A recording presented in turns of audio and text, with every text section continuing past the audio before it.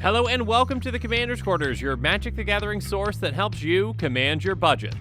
This show and episodes like this one are possible thanks to viewers like you. If you're looking for an easy way to help support this show, make sure that you like, share, and subscribe. Also, hit that bell notification icon so you don't miss any new episodes. You can also go check out our playmats and other merchandise at thecommandersquarters.com. Another easy way to support this show is with our TCG player affiliate links. So whether you're buying a deck or individual cards, you can use this general link right here or one in the description. And the final way that you can support this show is by supporting us directly by becoming a patron. There are many benefits to being a patron, and I truly couldn't do this without all their support. There's even a brand new Brigadier General tier where you can get a shout out on a Commander's Quarters episode that's dedicated to you. Hey everyone, Mitch coming in for the Commander's Quarters studio. Welcome to the show.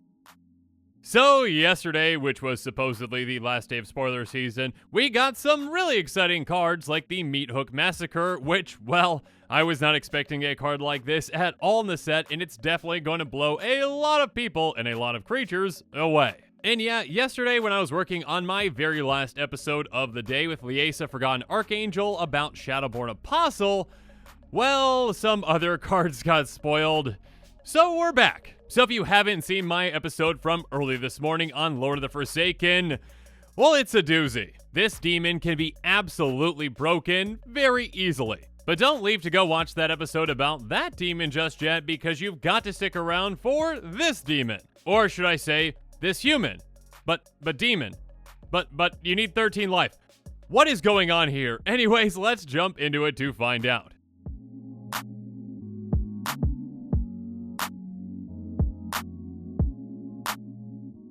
So, Jerren Corrupted Bishop is a 2/3 human cleric that costs 2 in the black. He has, whenever Jerren Corrupted Bishop enters the battlefield or another non-token human you control dies, you lose 1 life and create a 1/1 white human creature token.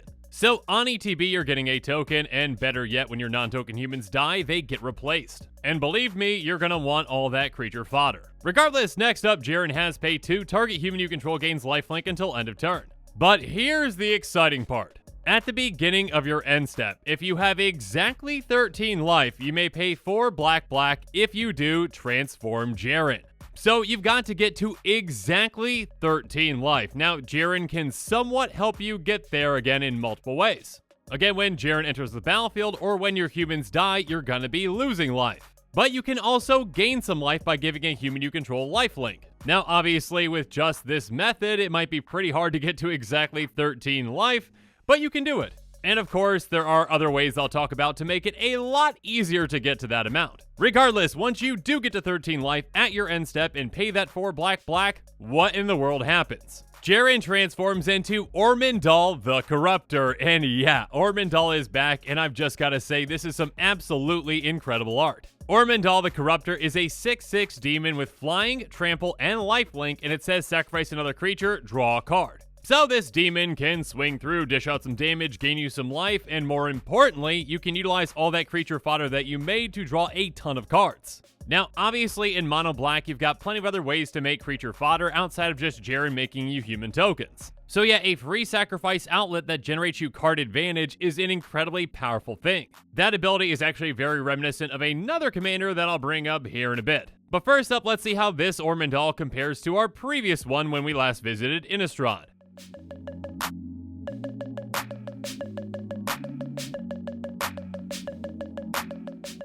And that Ormendahl actually came on the back of a land with Westvale Abbey. Westvale Abbey had pay 5 and tap and sacrifice 5 creatures, transform it, then untap it. So you didn't have to get to a specific life total, you just had to get to 5 creatures on the board and 5 mana, and you could sacrifice them. And actually, Westvale Abbey could also help you make human creature tokens that you could sacrifice as well. Regardless, the backside of this card is obviously Ormendahl Profane Prince, a 9/7 demon with flying, lifelink, indestructible, and haste. So obviously there are some differences between this Ormendahl and our newer Ormendahl. First up, obviously this old Ormendahl is bigger, being a 9/7 instead of just a 6/6. Not that a 6/6 is small, but yeah, a 9/7 is gonna hit harder. Both have flying and lifelink, so they can both get through and gain you some life. But this Ormendahl also has haste, though technically probably your other Ormendahl can also attack as long as Jaren's been in play for a bit. But the key difference between this card and the other one has got to be that this Ormendahl has indestructible. So after you go through all that work and transform your land, this Ormendahl is very hard to deal with. versus our new Ormendahl has no such protection. Now obviously another key difference though is that this Ormendahl is just a heavy hitter that is hard to deal with, whereas our new Ormendahl the Corruptor is a value generating free sacrifice outlet. And since Westvale Abbey is obviously a land, it cannot be your commander, so yeah. The new Ormendahl, or should I say Jerren, can be, so you can obviously build around that ability. To me, in a way, this new Jerren/Ormendahl is kind of like a combination of Zathra Necromancer meets Yawgmoth Thran Physician. Zathra Necromancer being the front side of the card with Jerren, and Yawgmoth being the back with Ormendahl. Zathra Necromancer says whenever it or another human you control dies, create a tap 2/2 black zombie creature token. So this one replaces your humans as well, but replaces them with zombies. And then Yawgmoth has pay 1 life, sacrifice another creature, put a -1/-1 counter up to 1 target creature, and draw a card. So again, a free sacrifice outlet that is a value engine. Okay, technically not free, but 1 life to sacrifice a creature to draw a card. Yeah, I'll take that deal every day of the week. And obviously you also get an additional benefit of putting a -1/-1 counter up to 1 creature, and that can be incredibly broken with things like, Undying. So yeah. Regardless, of course, Ormendahl the Corruptor's free sacrifice outlet card generating engine is absolutely powerful. Again, in mono black, you've got plenty of ways to flood the board and make a ton of tokens, so do so. Then get your life down to 13, flip Jaren, and have some fun. Now, I did say that you can utilize Jaren to help get your life total down to 13, but that's gonna take a lot of work, and there's a lot easier ways to do that.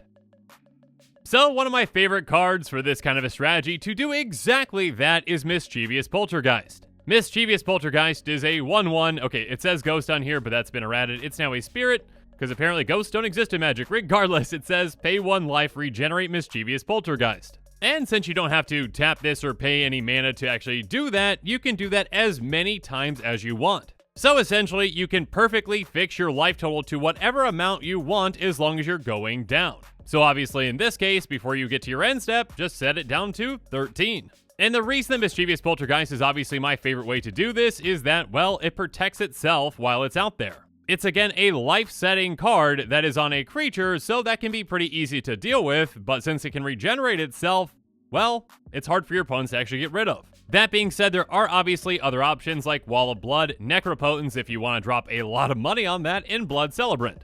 Wall of Blood has pay 1 life, it gets +1/+1 until end of turn. Necropotence is a $40 or so card, but an incredibly powerful one. It says skip your draw step whenever you discard a card, exile that card from your graveyard, and pay 1 life, exile the top card of your library face down, put that card in your hand at the beginning of your next end step. Basically, free delayed card draw for life. And then Blood Celebrant has pay a black, pay 1 life, add 1 mana of any color to your mana pool. So obviously this one might not seem as obvious, but what you do is you pay a black mana, you pay 1 life, then you add a black mana to your mana pool. Then you use that to pay the black mana, to pay 1 life, to add a black mana to your mana pool. And you just keep doing that and doing that and doing that until you get to the exact life total that you want, again being 13. Regardless, again, as long as you've got any of these in play and you're above 13 life, you can get to exactly 13 life when you need to. And obviously there are other options that can work but aren't quite as efficient, like Deepwood Ghoul, Doom Whisper, and Soul Channeling. Each of these also allow you to pay life over and over again, but it's going to be 2 life at a time. So obviously if you're at an odd number above 13, you can get to exactly 13.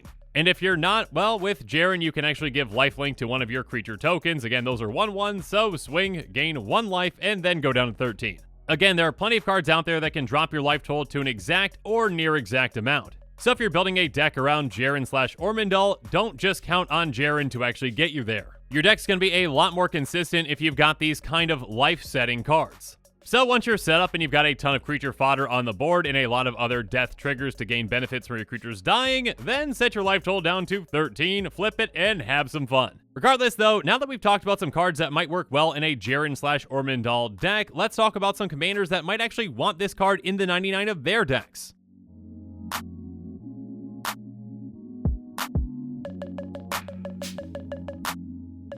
First up, I've just got to bring up one of the very first commanders that I ever did a deck tech on with Selenia Dark Angel. This was actually one of my very first decks that I ever actually personally built for myself, and it's a little off the wall. Selenia has pay 2 life, return Selenia to its owner's hand. So again, like a lot of those cards that we just talked about, Selenia can set your life total to basically whatever you want in variables of 2. So in that deck, you can obviously pretty easily get down to exactly 13 life. So for whatever reason you want Jaren/Ormendahl in your deck, go for it. Next up, how about another commander that is amazing at losing a ton of life in absolutely no time? How about Carrick, son of Yawgmoth? Carrick has, for each black and a mana cost, you may pay 2 life rather than pay that mana.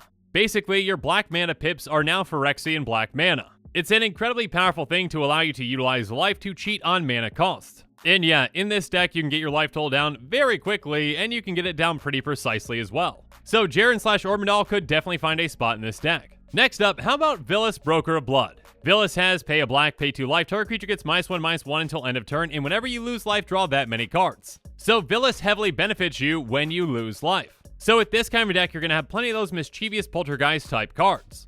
You can just pay life whenever you want to draw however many cards you want. It's basically a Necropotence on a commander. So obviously with that, you can get down to exactly 13 life pretty easily and flip to Ormendahl. And actually, even more precisely than Selenia, a life-setting commander is Kuro Pitlord. It has pay 1 life, target creature gets -1/-1 until end of turn. Now this commander doesn't see much play at all, but I still wanted to mention it. In fact, I just checked, and it's in exactly 9 decks on EDH Rec. So if you are one of those 9 players that has a Kuro Pitlord deck, most definitely consider Jerren/Ormendahl. You also might want to run this new card, though, in a human tribal deck like Sylvar in Trin. Sylvar is a free sacrifice outlet for humans, and when you do that, you put a ++1 counter on it, and it gains indestructible until end of turn. And then Trin can actually help you make even more human creature tokens. Or another human tribal deck that might want to consider this is General Kudra of Drannith. It's going to give other humans you control +1/+1, so yeah, your tokens get pumped. And then whenever it or another human enters the battlefield under your control, exile target card from an opponent's graveyard, and by paying 2, you can sacrifice 2 humans to destroy target creature with power 4 or greater. So you can get rid of some things in graveyards and destroy some big creatures too.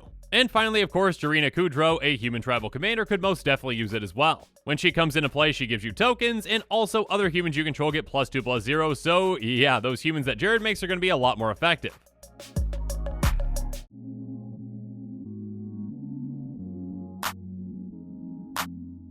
Regardless, now it's time for me to wrap things up and give you my final thoughts on Jerren/Ormendahl. I really like this new take on a way to get Ormendahl out, and yes, now I'm excited that Ormendahl can actually be your commander. Well, again, I guess technically, okay, Jerren's your commander, but it flips to Ormendahl. You know what I mean. Again, dropping down to 13 life might be a little risky, but Ormendahl does have lifelink, and being a free sacrifice outlet that provides you card advantage is huge. If you're set up properly, you can easily gain all that life back, and maybe even more. And with that, the show has come to a close, so it's my turn to hear from you. So the comments below, let me know your thoughts on this episode are, and as always, thanks again and have a good one.